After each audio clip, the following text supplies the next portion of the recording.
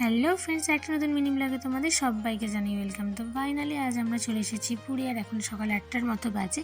তো একটুখানি টিফিন খেয়ে রেডি হয়ে গেছি। তো এখন যাব সমুদ্রের পাড়ে।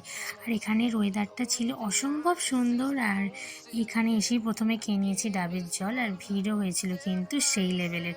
তো তারপরে একটুখানি সমুদ্রের পাড়ে ঘুরে পা ভিজিয়ে আমরা চলে আসি রুমে।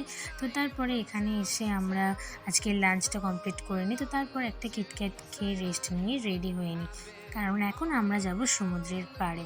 আর এই সমুদ্রের পাড়ে বসে থাকলে কখন যে সময়টা কেটে যায় বোঝাই যায় না। সমুদ্রের ঢেউ দেখতে দেখতে এমনিতেই সময়টা চলে যায়। তো প্রথমেই আমরা নিয়ে নিয়েছিলাম চা, আর এই ভিউটা ছিল অসম্ভব সুন্দর। তো তারপরেই একে একে খেয়ে নিয়েছি মশলা মুড়ি। মশলা মুড়িটা ছিল দারুণ স্বাদের। তারপরেই খেয়েছি ডিমের অমলেট, সাথে ছানা পোড়া। তারপর রুমে এসে খেয়েছি তরকারি রুটি। তো ভিডিওটা এখানেই শেষ করছি, টাটা।